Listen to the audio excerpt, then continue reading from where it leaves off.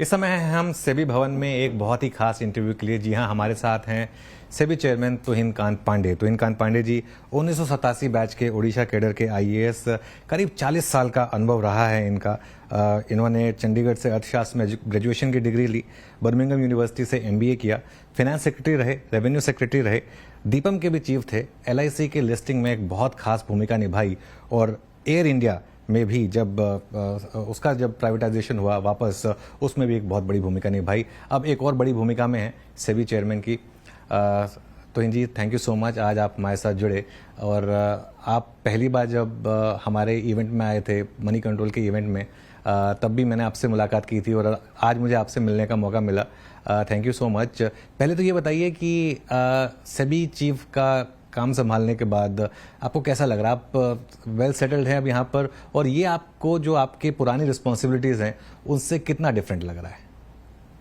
नहीं, ठीक है, हम तो आदी हैं, भिन्न भिन्न संस्थाओं में जाते हैं और ये तो फाइनेंस सेक्टर से ही जुड़ी संस्था है और पीछे भी मेरा अनुभव रहा है स्टॉक मार्केट्स के साथ, तो इसलिए कोई बहुत ज़्यादा परेशानी नहीं है। ये मैं कहने वाला था कि इस फाइनेंस सेक्टर आपके लिए कुछ नया तो है नहीं और स्टॉक मार्केट से भी आप जुड़े रहे हैं। एज सेबी चीफ आपकी सबसे बड़ी प्रायोरिटीज़ क्या है सर? देखिए, हमारे सेबी में हमारा जो मैंडेट है, जो संसद का मैंडेट हमारा है, वो है 3 तरह का। एक तो इन्वेस्टर प्रोटेक्शन, दूसरा development of market, securities market, और तीसरा है रेगुलेशन ऑफ मार्केट। तो इन तीनों को देखते हुए हमारे 3 जो हमारे मेन हमारे रिस्पॉन्सिबिलिटीज़ हैं, जिम्मेदारियां हैं, उनको निभाने के लिए जो हमारा रेगुलेटरी स्टैंस है वो हम सोचते हैं या समझते हैं कि ऑप्टिमम रेगुलेशन की हम ओर जाएं, एक संतुलित रेगुलेशन जिसमें कॉस्ट ऑफ डूइंग बिजनेस की भी बात हो, कॉस्ट ऑफ कंप्लायंस और ईज ऑफ डूइंग बिजनेस की भी बात हो, और इन्वेस्टर प्रोटेक्शन की और डेवलपमेंट ऑफ न्यू प्रोडक्ट्स की बात हो, और रेगुलेशन को इस तरह से किया जाए जिसमें कि रेगुलेशन हमारा रिस्क जो है वो भी मिटिगेटेड रहे और जो हमारा कॉस्ट ऑफ कंप्लायंस है वो कम रहे, ताकि हम ज़्यादा से ज़्यादा इस समय जो भारत की जो पूर्व संभावनाएं हैं कैपिटल मार्केट विकसित को विकास करने की, उसमें हम भूमिका निभा सकें। आपने ऑप्टिमम रेगुलेशन की बात की, तो कहीं आपको एक जो पिछले 6 महीने में एक चीज़ रही कि कहीं ज़्यादा ओवर रेगुलेशन तो नहीं हो गया था सेबी की तरफ से? क्या ये एक फैक्टर रहा था जो आपने ऑप्टिमम रेगुलेशन की बात की? मैं कोई पिछले और आगे और इस तरह से कमेंट नहीं करना चाहूँगा, क्योंकि सेबी संस्था तो इतने सालों में बनी है और इसने देश की प्रगति के साथ इस जुड़ी रही है और मदद भी की है, और जो इतनी कैपिटल मार्केट, अभी हम 4th लार्जेस्ट वर्ल्ड की कैपिटल मार्केट बने हैं, उसमें कैपिटल सेबी का पूरा योगदान रहा है। और मैं तो 11वां चेयरमैन हूँ, 10 चेयरमैन पहले आए हैं। बिल्कुल। और उसके बाद यहाँ का जो स्टाफ है, कैपिटल मार्केट इंटरमीडियरीज हैं, रेगुलेटर अकेला तो कुछ नहीं कर सकता, जो हमारी और संस्थाएं जो जुड़ी हुई हैं, एक्सचेंजेस हैं, मार्केट इंफ्रास्ट्रक्चर इंस्टीट्यूशंस हैं, तो इन सब ने मिल के हमने एक किया। और सबसे बड़ी बात इन्वेस्टर्स हैं। आज 13 करोड़ इन्वेस्टर्स इस मार्केट में आए हैं, जो कि 5 करोड़ के करीब इन्वेस्टर्स 2020 में थे। तो इन सब ने जुड़ के ये मार्केट को डेवलप किया है, और उस हिसाब से जो रेगुलेटर के रूप में मैं एक बहुत ही विनम्र भाव से ये कहना चाहूँगा कि हम जो हमारे बहुत सारे काम हुए हैं उन्हीं को आगे बढ़ाते हुए हम फर्दर डेवलप करेंगे। अभी के कॉन्टेक्स्ट में, अभी के समय में भारत की जो अभूतपूर्व, जैसे कहते हैं, उपलब्धियां भी हैं और जो बहुत सारी अपॉर्चुनिटीज़ हैं, इस समय संभावनाएं हैं, उनको हम कैसे ठीक ढंग से पूरा कर सकें और इन्वेस्टर्स को यहाँ पे कैपिटल मार्केट में पार्टिसिपेट करके एक अच्छे रिटर्न भी मिल सके, और जो इशूअर्स हैं वो यहाँ आके कैपिटल मार्केट में आके पैसा रेज कर सकें और भारत की प्रगति में योगदान कर सकें। बिल्कुल, आपने काफ़ी स्टेक होल्डर्स की बात की। सबसे इम्पॉर्टेंट ऑब्वियसली उसमें या सबसे बड़ी कम्युनिटी जो है उसमें वो इन्वेस्टर्स की कम्युनिटी है, और इन्वेस्टर्स सेबी को एक हमेशा एक एज एक मसीहा के तौर पे देखते हैं कि अगर कुछ भी गड़बड़ होगी तो सेबी देख रहा है। तो सेबी पिछले जो 6 महीने में 1 साल में काफ़ी स्टेप्स भी उठाए हैं, काफ़ी इनसाइडर ट्रेडिंग को लेकर या काफ़ी रॉन्ग डूइंग्स को लेकर। क्या आप ये मानते हैं कि इन्वेस्टर्स का कॉन्फिडेंस जो सेबी में है वो इसी तरीके से बरकरार रहेगा और आगे भी उस पर आप कदम और उठाएंगे और स्ट्रिक्ट कदम भी आगे उठाएंगे अगर ज़रूरत पड़ी तो? देखिए, वो सारे जो हमने कदम उठाए हैं वो हमारे रेगुलेशंस के मुताबिक हैं, और उन रेगुलेशंस को करते हुए वो एक इम्प्लीमेंटेशन का इशू है, और इसलिए उसमें इम्प्लीमेंटेशन में हमें और भी अच्छा काम करने की ज़रूरत है, क्योंकि जिस हिसाब से हमारी कॉम्प्लेक्सिटी हो रही है, जिस तरह से उस तरह से बहुत सारे जो नई चुनौतियां भी सामना हम करते हैं, उन चुनौतियों को सामना करने के लिए सेबी को सजग भी रहना पड़ता है, अपनी टेक्नोलॉजी को अपग्रेड करने की भी आवश्यकता है, जो कर रहे हैं और भी करने की ज़रूरत है, और जो सेबी के अपने ह्यूमन रिसोर्सेज हैं, जो हमारे लोग हैं इसमें कार्य करने वाले, उनकी जो उत्पादकता में वृद्धि, उनकी कैपेबिलिटीज़ में वृद्धि, ये सब भी हम लोग लगातार करते आ रहे हैं। और बहुत सारे सर्वेलेंस टूल, बहुत सारे सुपरविजन के टेक्निक, यूज़ ऑफ एआई और new techniques of investigation, forensic में हमको आगे जाने की, मतलब जो बैलेंस शीट एनालिसिस, तो ये सारी चीज़ें जो हैं वो हमारे निरंतर प्रगति पे हैं, और उसको और भी प्रगति करने की आवश्यकता है।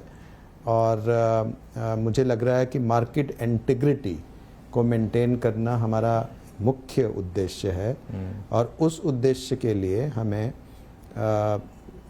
बिल्कुल जैसे तैयार भी रहना है, और हम जवाबदेह भी हैं उसके लिए। बिल्कुल सर, ये सवाल मैंने इसलिए पूछा क्योंकि हालांकि स्टॉक मार्केट में जब भी आप इन्वेस्ट करते हैं एक मार्केट रिस्क आप लेते हैं, लेकिन कई बार ऐसे होता है कि कई कंपनियां हैं जिनके स्टॉक प्राइसेस 90-95% गिरते हैं और उसके बाद उन कंपनियों में कुछ गड़बड़ियां पाई जाती हैं। हमने रिसेंटली भी 1-2 ऐसे केसेस देखे हैं। अभी रिसेंटली एक ऑटो एंसिलरी से जुड़ा हुआ मामला भी आई एम श्योर आपके भी संज्ञान में आया होगा। तो ऐसे में क्या पहले से कुछ वार्निंग साइंस दिए जा सकते हैं इन्वेस्टर्स को, जिससे कि वो थोड़े से कॉशियस हो जाएं इस चीज़ में? आई एम श्योर सभी ऐसे कुछ कर रहा होगा, लेकिन इसमें कुछ आपने और सोचा है कुछ और किया जा सके इसमें? देखिए, वार्निंग साइंस डिस्क्लोजर्स पे बहुत से आधारित होते हैं। डिस्क्लोजर्स बहुत मात्रा में अवेलेबल हैं। आपके जो जितने रेगुलेशंस के हिसाब से हमने किया है कि जिस हिसाब से कोई भी मटेरियल इवेंट होगा उसको बताया जाएगा एक्सचेंजर्स को। फिर हमने मटेरियलिटी पे भी हमने जारी किया है कि मटेरियल किसको मानेंगे, ताकि ऐसा ना हो कि मटेरियल इवेंट्स को मिस कर जाएं आप। तो उस पे भी हमने क्लैरिफिकेशन जारी किए। उसके बाद हमारे पास बोर्ड ऑफ डायरेक्टर्स हैं। बोर्ड ऑफ डायरेक्टर्स की अपनी जिम्मेदारियां हैं, उसमें इंडिपेंडेंट डायरेक्टर्स हैं, उनकी इंडिपेंडेंट डायरेक्टर्स की जिम्मेदारियां हैं। बहुत सी चीज़ें हैं जैसे रिलेटेड पार्टी ट्रांजैक्शंस हैं, वो सिर्फ उसको अप्रूव करने के लिए इंडिपेंडेंट डायरेक्टर्स ही होने ज़रूरी हैं। ऑडिट कमेटी है, एनआरसी है, जिसमें की मैनेजमेंट पर्सनल पे इशू उन पे उनकी जवाबदेही तय होती है। बिल्कुल। उसके बाद ऑडिटर्स हैं, ऑडिटर्स की अपनी जवाबदेही है।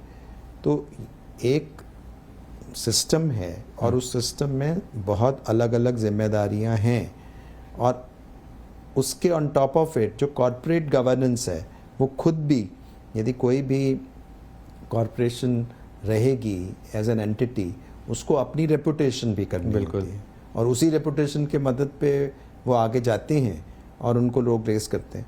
तो आप देखिए कि मेजॉरिटी जो है वो इस सिस्टम में सुचारू रूप से चल रही है। बिल्कुल। अब उसमें कुछ यदि ऐसे लोग होते हैं जिसमें लोग आ जाते हैं, शामिल हो जाते हैं, जब फॉल्स डिस्क्लोजर के मामले सामने आते हैं, तो जब भी हमें कंप्लेंट्स आती हैं या हम नोटिस करते हैं तो वो एक्शन हम लेते हैं, और हमें लेना भी चाहिए, क्योंकि उसको, लेकिन इन्वेस्टर पॉइंट ऑफ व्यू से भी एक अपील मैं करना चाहूँगा आपके माध्यम से बिल्कुल। कि वो ये ज़रूर देखें कि वो किस में इन्वेस्ट करें। एग्जैक्टली हाँ और बहुत इन्फॉर्मेशन अवेलेबल है बिल्कुल। आजकल। वो इन्फॉर्मेशन इतनी सुविधा में अवेलेबल है कि बिल्कुल। आप कुछ भी ऑनलाइन भी जाएंगे तो आपको बहुत सारे तथ्य मिल जाएंगे। बिल्कुल हाँ। तो थोड़ा संभल के सहज के इन्वेस्ट करना है। आपका पैसा है, आप उस पैसे को का महत्व समझिए और उसको देख के उनमें करिए। जब आप रिटर्न्स की बात करते हैं, जहाँ पे भी आपको एक्सेसिव रिटर्न्स की कोई या तो वो लुभा रहा है आपको या आप देख भी रहे हैं टेम्परेरीली, तो आपको उसको एक बहुत क्रिटिकल दृष्टि से आपको देखने की ज़रूरत है। क्या ये सही है, क्या इसमें इतना संभव है? क्योंकि जहाँ कहीं भी बहुत ज़्यादा एक्सेसिव रिटर्न्स की बात लोगों ने की है, उन्होंने लोगों ने धोखा भी खाया है। बिल्कुल। तो ये जो आचरण है, जो मैं कहता हूँ इन्वेस्टिंग का आचरण है, एक तो वो थोड़ा लॉन्ग टर्म, उसमें टर्म भी होना चाहिए कि कैसे जा रही है। दूसरा वो होना चाहिए, हमारे तरफ से ये है कि फॉल्स डिस्क्लोजर्स को हम बहुत तीखी नज़र से देखना चाहेंगे। अब हम ये भी देखना चाहेंगे कि जो डिस्क्लोजर्स किए जा रहे हैं और उस पर हम तुरंत कार्रवाई करने जा रहे हैं कि यदि आप डिस्क्लोजर्स करते हैं किसी कि हमको ये ऑर्डर मिल गया है या कहाँ से लिस्टेड कंपनी से किसी ने ये हमें दिया है, तो एक ऑटोमेटिक सिस्टम ऑफ चेकिंग जिससे कि एक्सचेंजेस के थ्रू उन पे कंप्लायंस ऑफिसर्स को आपको मेल चले जाए कि आपकी कंपनी के विषय में किसी और कंपनी ने, लिस्टेड कंपनी ने ये घोषणा की है और एक्सचेंजेस को बताया। क्योंकि कई बार वो लोग मॉनिटरिंग नहीं कर पाते हैं। बिल्कुल। ताकि उनके पास ये जानकारी रहे कि उनके विषय में ये कहा जा रहा है और ताकि वो एक्सचेंज को तुरंत बता सकें कि यदि वो सत्य नहीं है। तो एक mutual cross checks and balances की भी आवश्यकता है। नहीं बिल्कुल, जो आपने बात कही, जो लिमिटेड जो डिस्क्लोजर्स कंपनियां देती आई हैं, अगर इवन जो रिसेंट जेंसोल का एग्जांपल था उसमें भी अगर इन्वेस्टर्स ने देखा होता तो शायद वो रेड फ्लैग्स वहाँ पर पकड़ लेते। सर, आपने जब आप हमारे इवेंट में आए थे उसमें आपने एक बात कही थी कि FPI से आप बात करेंगे और उनको आप एंगेज करेंगे। काफ़ी वो सूदिंग वर्ड्स थे और कुछ शायद उसका भी एक इम्पैक्ट रहा हो। पिछले कई दिनों से हमने 10 दिन हो गए लगातार FIS की बाइंग भी देखी है हमारी मार्केट में। तो यहाँ पर आप अब आगे क्या स्टेप लेने वाले हैं? क्योंकि क्लियरली जिस तरीके के वर्ल्ड ऑर्डर में हम हैं उसमें भारतीय मार्केट्स का एक अपना एक अलग एप्लीकेबल या एक अलग एक लोगों को अट्रैक्टिवनेस लग रही है उसमें। तो क्या आपको लग रहा है कि वो जो हमने देखा था कंसिस्टेंट FIS सेलिंग अब वो पीछे छूट रही है? और क्या आपकी जो वार्तालाप होती है FIS से, आपको लग रहा है कि अब वो भी वापस भारत की तरफ आ रहे हैं? देखिए, मैं ये समझता हूँ कि जो भी हमारे पूंजी बाजार में आ रहे हैं, चाहे वो डोमेस्टिक कैपिटल हो चाहे फॉरेन कैपिटल हो, वो एक अब बहुत ही अभिन्न अंग हैं इस कैपिटल मार्केट के। क्योंकि एक तरफ इशूअर्स हैं जो रेस करना चाहते हैं और एक तरफ सप्लायर्स ऑफ कैपिटल हैं। तो दोनों के होने से ही एक स्वस्थ कैपिटल मार्केट का निर्माण होगा। तो इसलिए उनकी जो इश्यूज समझना कि उनके क्या दिक्कतें हैं, ये मुझे लग रहा है हमारा दायित्व भी है कि किस तरह से हम ईज़ ऑफ बिजनेस कर सकते हैं या क्या दिक्कतें आती हैं। तो एक एंगेजमेंट प्रोसेस से ये हमें मिलती है। और दूसरा, किसी भी समय में यदि हम सुने लोगों को, उनकी दिक्कतों को सुने, तो बहुत सारी चीज़ें हमें भी अपने जो सिस्टम्स को सुधारने का मौका मिलता है। क्योंकि ये तो सतत प्रक्रिया है सुधार। अब कॉन्टेक्स्ट चेंज होता है, टेक्नोलॉजी बदलती है, हम कुछ करते हैं या रेगुलेटरी एक्शन प्रपोज भी करना चाहते हैं, तो कंसल्टेशन का एक माध्यम बहुत इम्पॉर्टेंट है जिससे कि हम प्रैक्टिकल ग्राउंड लेवल डिफ़िकल्टीज़ को भी समझ पाएँ, वो कठिनाइयों को समझ पाएँ। तो वो एंगेजमेंट प्रोसेस हमने काफ़ी अब शुरू किया है। और अभी मैं मतलब US जो हमारी एक मेजर है, हमारे 30% FPIs और 40% ऑफ AUC जो है एसेट अंडर कस्टडी, वो US से आते हैं जी। तो US में मैं अभी गया था, वहाँ मैंने IMF स्प्रिंग मीटिंग्स में पार्टिसिपेट किया। ISCO के साथ जो हमारा एक ग्रुप है जिसे फाइनेंशियल स्टेबिलिटी एंगेजमेंट ग्रुप कहते हैं, उसमें पार्टिसिपेट किया, जिसमें हमने फेलो रेगुलेटर्स जो हमारे डिफरेंट कंट्रीज़ के थे उनके साथ भी आदान प्रदान किया। और उसके साथ साथ बहुत वाशिंगटन डीसी, न्यूयॉर्क, बॉस्टन, इसमें बहुत सारे FPIs को हमने टच किया, उनसे बातचीत की। तो एक तो ये है कि वो लोग हमारे एंगेजमेंट प्रोसेस से खुश हैं। बिल्कुल। दूसरा, उनसे हमें काफ़ी सूचना भी मिलती है क्या हो रहा है। तीसरा, मुझे ये बताते हैं, मुझे ये भी ठीक लग रहा है कि वो इंडिया को बहुत पॉजिटिव दृष्टि से देख रहे हैं, भारत को। भारत की जो इस समय स्थिति है और भारत की अब ग्लोबल तो जो हमारे पास सिचुएशन है वो तो डिफ़िकल्ट है। बिल्कुल। अब उस सिचुएशन में भारत की अर्थव्यवस्था अभी भी एक हाई लेवल पे है, जो कि एक 6% ग्रोथ रेट से चल रही है, वो देख रहे हैं। और बहुत सारे जो FPIs हैं, बहुत सारे वो हैं, वो इनफैक्ट बहुत सारे बैंक्स हैं, वो कस्टोडियन का काम तो कर ही रहे हैं। उसके साथ साथ वो लोग अपना बहुत सारा उनका जो टैलेंट पूल है, उनका जो ग्लोबल ऑफिस ऑपरेशंस हैं, वो इंडिया में, भारत में। तो उनको बहुत सटीक जानकारी भी है इस बात की। तो उससे जो निचोड़ निकलता है, वो निकलता है कि भारत को वो बहुत पॉजिटिव दृष्टि से देखते हैं और चाहते हैं कि भारत में जो उसकी संभावनाएं हैं वो उसको भारत पूरा करे और सभी संस्थाएं उस हिसाब से कोऑर्डिनेशन से काम करें। तो हम लोग को इंटर रेगुलेटरी कोऑर्डिनेशन करते हुए, अपने साथ करते हुए, ईज ऑफ डूइंग बिजनेस करते हुए, जहाँ कहीं भी हमें फैसिलिटेट करने का मौका मिलना चाहिए कैपिटल मार्केट को, हमें करना चाहिए। बिल्कुल। सर, आप FPIs की बात कर रहे हैं। सेबी ने एक ग्रैनुलर डिटेल्स को लेकर एक FPI से एक जवाब मांगा था कि अगर आप किसी एक पर्टिकुलर स्टॉक में एक 50% से ज़्यादा होल्डिंग रखते हैं तो एंड उसका जो ओनर है वो कौन है, उसका डिटेल्स मिलना चाहिए। तो वो सबने दिया आपको? एकदम सेटिस्फैक्ट्री था वो प्रोसेस जो था? हाँ, वो प्राय जिसे कहते हैं हमें 1% के करीबी हैं, जिसमें कि एसेट अंडर कस्टडी का यदि 1% समझिए, हाँ जी, उसी में ही ये है कि जिनको मतलब छोड़ना पड़ा या जो मतलब नहीं कर पाए उसको। अदरवाइज ब्रॉडली लोगों ने उसको पूर्ण किया 1% है ये थोड़ा, क्योंकि वो बेसिकली 50% कॉन्सेंट्रेशन क्राइटेरिया है 50%, जी हाँ। और दूसरा जो थ्रेशोल्ड लेवल वाला है, जो PN3 नोट के मुताबिक था, उसको तो हमने 25,000 करोड़ से अभी 50,000 करोड़ कर दिया। बट कंसंट्रेशन क्राइटेरिया सेम है। Concentration criteria same. वो जो 1% थे, वो क्या उनके अगेंस्ट आप मांग करेंगे कि कुछ जांच हो? नहीं, उनके पास तो वो है कि वाइंड डाउन हो जाता है फिर वो। वो तो वाइंड डाउन हो, तो समय था उनको। यदि वो नहीं दे पाएंगे तो फिर आगे फर्दर वो इन्वेस्ट नहीं कर पाएंगे। तो फिर मतलब मोर और लेस ये माना जाए कि एकदम वहां तरफ से कोई बहुत ज्यादा मार्केट को इंस्टेबिलिटी का रिस्क नहीं है उस तरफ से? नहीं, उसमें नहीं है। उसमें नहीं है। बट यही है कि मतलब जब हम कुछ करते हैं वो हम कंसल्टेशन से करें, उसकी प्रैक्टिकल डिफिकल्टीज को देखते हुए करें।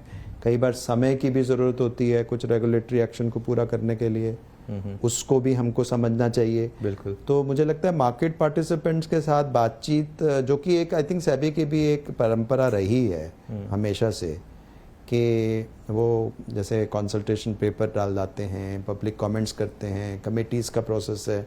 और यहाँ तक कि अभी तो हमने एक रेगुलेशन बना दिया है कि रेगुलेशन कैसे बनाना है, उस पर भी हमने रेगुलेशन बनाया है। अच्छा। कि यदि हमको रेगुलेशन कोई तैयार करना है तो मुझे अचानक कुछ सपना आया, मैं रेगुलेशन नहीं बना सकता। बिल्कुल। तो हमें वो एक प्रोसेस फॉलो करना पड़ेगा। और क्या प्रोसेस फॉलो करना पड़ेगा, उसका रेगुलेशन हमने बनाया। एक SME IPOs को लेकर पिछले 6 महीने में, 1 साल में काफ़ी बात चली है। हम सब समझते हैं कि SME की इस देश को ज़रूरत है, SME IPOs की। लेकिन SME IPOs में आई एम श्योर आपने वो सारे मीम्स देखे होंगे, कैसे कुछ कंपनियां थी जिन्होंने 20 करोड़ की एप्लीकेशन डाली, उनको 20-20 हज़ार करोड़ के वो एप्लीकेशंस आ गई। और काफ़ी कंपनियां थी जिनमें लोगों को लगा कि शायद रिटर्न्स जो हैं वो आउटसाइज थे। कई कंपनियां उसके बाद उनमें से गायब भी हो गई। हालांकि अब तक जो SME IPOs थे वो डायरेक्टली एक्सचेंजेस के अंडर थे, लेकिन क्या अब सेबी थोड़ा उसमें और टाइटनिंग के प्रोसीजर लगाएगा? पिछले 6 महीने में हमने काफ़ी टाइटनिंग देखी है एसएमई आईपीओस में, क्या और की ज़रूरत है वहाँ पर? देखिए, एक तो वो जो एसएमई आईपीओ का सिस्टम था और जो रिलेटिवली लाइट टच था और अलग से मेन बोर्ड से अलग था, बिल्कुल, उसका ये भी था कि उसका फैसिलिटेट करना, क्योंकि हमारे इतने लार्ज नंबर ऑफ एसएमईज हैं, इतनी संख्या है उनकी, वो लोग मार्केट को एक्सेस कर सकें, और वो भी एक दायित्व है। बिल्कुल। दूसरा ये था कि उसको एक्सचेंज से ये रखना और उसमें लाइट टच रखना, लेकिन यदि उसमें कुछ ऐसी त्रुटियां देखी गई तो उसको भी थोड़ा सा टाइट करने की आवश्यकता पड़ी, तो हमने किया। और भी वॉचफुल हैं हम, यदि उसमें कोई और ऐसे त्रुटियां रहेंगी तो उसको फिर और उस दृष्टि से भी देखेंगे। हम तो वॉच करेंगे सिचुएशन को, क्योंकि healthy development of the market हमारा कार्य है, लेकिन हम डेटा बेस्ड देखते हैं कि, और दूसरा, किसी भी स्थिति में अब यदि आप आईपीओ में इतना लग रहा है, अब उसको हम कैसे रोक सकते हैं?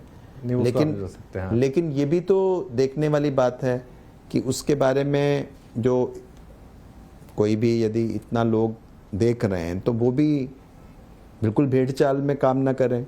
तो मैं ये कह रहा हूँ कि इन्वेस्टर्स को थोड़ा अपने आप को अपग्रेड करना पड़ेगा। बिल्कुल। और उनको बहुत सारी जो चीज़ों में, यदि मान लो कोई इस तरह के इन्फ्लुएंसर्स हैं जो कि इस तरह की पूरी जैसे हर्ड मेंटालिटी क्रिएट कर देते हैं, और उनको इससे अच्छा कि वो प्रोस्पेक्टस देखें, इससे अच्छा वो और चीज़ें देखें, उसमें और जानकारी करें। अभी जानकारी की खूब व्यवस्था है, और यदि इन्वेस्टर चाहे तो एक थोड़ा सा भी मेहनत करें ऑनलाइन, तो वो एक सब कुछ अवेलेबल कर सकते हैं। लेकिन मतलब उसके लिए आई थिंक बहुत सारे हमें और भी प्रयास करने पड़ेंगे इन्वेस्टर एजुकेशन के लिए। फिनफ्लुएंसर्स की आपने बात की, यहाँ पर आपका क्या व्यू है? क्या रेगुलेशंस की ज़रूरत है फिनफ्लुएंसर्स के लिए? क्योंकि इसको लेकर काफ़ी डिबेट छिड़ी है पिछले 6 महीने में। देखिए, हमारे पास ऑलरेडी रेगुलेशंस हैं इन्वेस्टमेंट एडवाइजर्स के और रजिस्टर्ड एनालिस्ट के। जी हाँ। उनकी बीच में एसोसिएशंस भी बनी हैं। उनकी भी कई दिक्कतें थी जो कुछ तो हद तक हमने सॉर्ट की हैं, और लेकिन कुछ और भी दिक्कतें हमको, जैसे कहते हैं ईज ऑफ डूइंग बिजनेस में, बिल्कुल, हमें करने की ज़रूरत है। उनकी संख्या अभी भी बहुत कम है, सिर्फ 1000 के करीब जो हैं इस देश में इन्वेस्टमेंट एडवाइजर्स हैं, 1500 के करीब रिसर्च एनालिस्ट हैं। इन्वेस्टमेंट एडवाइजर्स की संख्या बहुत हो सकती है, बट वो एक प्रोफेशन है। उस प्रोफेशन में आपको फी बेस्ड सर्विसेज लेनी होती हैं। जी हाँ। तो अब वो जब रेगुलेशन के दायरे में आते हैं तो काफ़ी सारी रिस्ट्रिक्शंस उनको होती हैं, उसी रिस्ट्रिक्शंस में वो काम करते हैं। अब बहुत सारे क्या हैं कि इन्फ्लुएंसर फ्री के चक्कर में, कि फ्री सर्विसेज कोई मिल रही है, कोई यूट्यूब में वीडियो आपने देख लिया, कोई व्हाट्सएप में फॉरवर्ड आ गया, और उसके बेसिस पे आप अपनाना शुरू कर लेते हैं किसी पर्टिकुलर स्टॉक के बारे में, किसी स्टॉक के बारे में कि यहाँ पहुँच जाएगा, वहाँ पहुँच, ये सारे वो कर नहीं सकते हैं। इस तरह की जो हैं कार्रवाई हमने बहुत इन्फ्लुएंसर्स और इस तरह के चैनल्स में कार्रवाई की, और 70,000 के करीब जो है वो हमने टेक डाउन किया है। 70,000 सोशल मीडिया प्लेटफॉर्म्स की हेल्प से, चाहे वो गूगल हो, चाहे वो मेटा हो, इन सब से हमने 70,000 को टेक डाउन किया है कंटेंट। दूसरा, हमने कहा है कि उनके एडवर्टाइजमेंट रेवेन्यू उनको नहीं मिलना चाहिए, तो इसलिए कोई भी रजिस्टर्ड, जो सेबी रजिस्टर्ड सिस्टम है, वो ऐसे लोगों के साथ जो रजिस्टर्ड ना हो एज एडवाइजर्स, वो एसोसिएट नहीं हो सकते इन एडवर्टाइजमेंट। तो ये कदम हमने उठाए हैं, और मुझे लग रहा है ये सतत हम उठाते रहेंगे, और हम वॉचफुल हैं। और हम एआई टूल की मदद से और अन्य चीज़ों से हम कॉन्स्टेंटली वॉच पे रहते हैं, क्योंकि ये फिर स्प्रिंग अप कर देते हैं, बिल्कुल, फिर लोग आ जाते हैं। बिल्कुल। लेकिन मुझे लोगों से ये अपील है कि यदि आप एडवाइस लेंगे तो वो उसको प्रॉपर एडवाइस लीजिए, क्योंकि, और या अपनी रिसर्च करिए, लेकिन किसी के खाली कहने में, क्योंकि उसका बिजनेस इंटरेस्ट यदि वो है तो वो आपको किसी और चीज़ की लहरा रहा है, और कोई भी गारंटी आपको रिटर्न नहीं कर सकता, और कोई भी करेगा कि इतना आपको रिटर्न मिल जाएगा। ये सारे काफी इन्फ्लुएंसर्स आजकल एजुकेशन के गाब में आपको प्रोडक्ट्स बेच रहे हैं, और बहुत कुछ जो है वो आपका जो एटीट्यूड है वो उसमें आपका लॉन्ग टर्म इन्वेस्टिंग होना चाहिए। जब आप जब करते हैं, जब आप इन्वेस्टिंग में आते हैं, तो फ्लाई बाय नाइट इन्वेस्टर्स बनने की आवश्यकता नहीं है। आप जैसे आईपीओ में जा रहे हैं, सिर्फ लिस्टिंग गेल के लिए आप आ रहे हैं, तो ये तो कोई स्ट्रैटेजी नहीं है। बिल्कुल। अच्छा सर, एक चीज़ सेबी जिसने काफ़ी फोकस किया है वो है डेरिवेटिव लॉसेस को लेकर कि 90% रिटेल जो है वो एफ में पैसा गंवाते हैं। बहुत डिबेट छिड़ी है कि क्या ये सेबी का काम है, क्योंकि सेबी का काम है कि मार्केट रेगुलेटेड है या नहीं ये देखने का। अगर किसी को ट्रेडिंग करनी ही है उसके बाद तो आप उसको रोक नहीं सकते। तो इस पर आपका क्या व्यू है फिर? तो इन्फॉर्मेशन का तो बहुत काम है। यदि आप कहें, यदि उस हिसाब से कहें कि सभी क्यों डिस्क्लोजर्स पे कह रहा है, सेबी ये क्यों कह रहा है कि ऑडिटर्स को ये करना चाहिए, इंडिपेंडेंट डायरेक्टर्स को ये करना चाहिए, क्योंकि हम हर चीज बोर्ड रूम में नहीं हो सकते। तो यदि हम बोर्ड रूम में नहीं हो सकते तो कोई तो होगा जो बोर्ड में इस तरह के इन्वेस्टर इंटरेस्ट देखेगा। नहीं, मेरा सवाल इस चीज से था कि तो उसी तरह से यदि हम इंफॉर्मेशन पुट आउट करते हैं कि F&O में आप जा रहे हैं और वो डेटा एनालिसिस से पाया जाता है कि 90% पैसा लूज कर रहे हैं, बट वो एक पर्टिकुलर उसमें, हाँ जी, पूरा होल F&O में नहीं, एक भेड़ चाल की तरह है। जो वीकली ऑप्शंस में हो रहा था, इंडेक्स ऑप्शन आप इंडेक्स ऑप्शन में वीकली एक्सपायरी के दिन इतनी हैक्टिक एक्टिविटी चल रही है। बिल्कुल, आप कह रहे हो कि नोशनल इंटरेस्ट पहुंच गया इंडिया में, इतने ट्रिलियंस ऑफ डॉलर्स का है। एक तो नोशनल इंटरेस्ट की जो वो कैलकुलेशन है वो ही ठीक नहीं है, क्योंकि फ्यूचर के साथ आपने ऑप्शंस को जोड़ा, ठीक बात और है, दोनों का नोशनल इंटरेस्ट आपने कंबाइन कर दिया।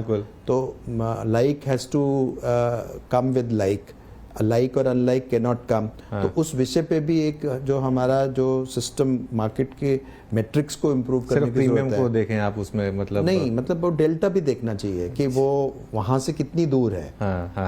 क्योंकि फ्यूचर जो है, फ्यूचर का डेल्टा 1 होगा, बिल्कुल, लेकिन ऑप्शंस का जो बहुत deep out the money options ले रहे हैं एग्जैक्टली, तो वो वाले से आप इंट्राडे लिमिट, जो आपकी लिमिट है, उसको आप धोखे में डाल सकते हैं यदि आप डीप आउट ऑफ द। सो हमको वो वाला सिस्टमिक इम्प्रूवमेंट्स करना है और इस तरह के कैसीनो अप्रोच को रोकना है, क्योंकि F&O का मार्केट का मतलब ही है कि आप उसमें हेजिंग के लिए कर रहे हैं, डेप्थ के लिए कर रहे हैं, लिक्विडिटी इंप्रूव कर रहे हैं, प्राइस डिस्कवरी में मदद हो रही है। यदि वो अंडरलाइंग कैश मार्केट से बिल्कुल ही भिन्न है तो मतलब आपका काम बिल्कुल स्लॉट मशीन की तरह नहीं होना चाहिए, फिर प्रॉपर गैम्बलिंग हो गई फिर वो। तो वीकली ऑप्शंस पर आप जो सेबी ने एक रुख अपना लिया कि सिर्फ 2 ही वीकली एक्सपायरी होंगी, दोनों जो भी एक्सचेंज है वो चुन ले, एक ट्यूसडे एक थर्सडे। तो अब इससे लगता है कि आपको जो एक्सचेंजेस के बीच में भी तकरार चल रही थी वो भी खत्म होगी उसकी वजह से? हाँ, वो हो गई है क्योंकि हमने फिक्स कर दिया उसको। तो अब वो उस पर कोई रीथिंग नहीं है, और अगर कोई और एक्सचेंज आएगा तो उसको भी यही रखनी होगी, इसी दायरे में रह के आपको काम करना होगा।